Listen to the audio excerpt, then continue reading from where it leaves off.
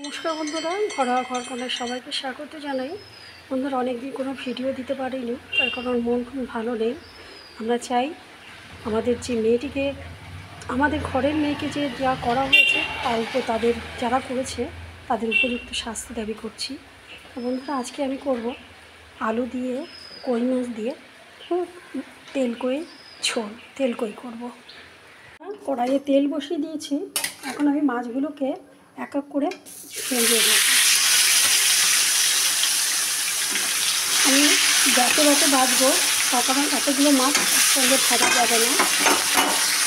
বন্ধুরা, কড়াই আমি আমার এই যে মাছটা ভাজা হয়ে গেছে, কড়াইয়ে তেল দিয়ে দিয়েছি এবং একটু গরম মশলা দিয়ে দিলাম।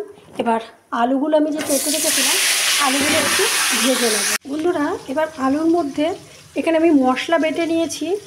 আদা, জিরে, মৌরি, ধনে এবং কাঁচা লঙ্কা আর লাল লঙ্কার গুঁড়ো দিয়েছি এবং একটু কাশ্মীরি রেড চিলি পাউডার দিয়েছি। এগুলো দিয়ে আমি সব কিছু দিয়ে ঢেকে দেবো। এবার এটা কষাতে দেবো। হ্যাঁ, তাতে কী হবে, ঝোলটা দিয়ে দিলাম, মশলাটাও কষে যাবে আর আলুটাও সেদ্ধ হয়ে যাবে। এবার ঢেকে দেবো। বন্ধুরা, দেখুন ওপরে তেল উঠে এসেছে এবং আমার আলুগুলো সেদ্ধ হয়ে গেছে। এখন আমি যতটা পরিমাণে ঝোল রাখবো ঠিক সেই পরিমাণে আমি জলটা দিয়ে দেবো। খুব বেশি জল দেবো না। আর এই জলটা একটু ফুটে গেলেই আমি মাছটা দিয়ে দেবো।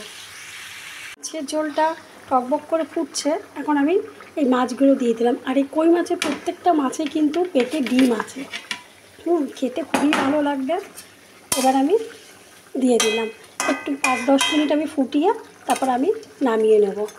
মাছের গায়ে ওই ঝোলের মশলাগুলো ঢুকে যাবে, তারপর আমি নামিয়ে নেব। বন্ধুরা, আমার এই আলু দিয়ে তেলকই হয়ে গেছে। দেখুন কত সুন্দর হয়েছে, কালারটাও কত সুন্দর হয়েছে। বন্ধুরা, আমার এই রেসিপিটি যদি ভালো লেগে থাকে অবশ্যই আমার পাশে থাকবেন। বন্ধুরা, ভালো থাকবেন, সুস্থ থাকবেন, আনন্দ থাকবেন। বলতে পারছি না, তার কারণ সবারই মনটা খারাপ। আজকের মতো শেষ করছি। নেক্সট কোনো ভিডিওতে দেখা হবে। ততক্ষণের জন্য ভালো থাকুন, সুস্থ থাকুন।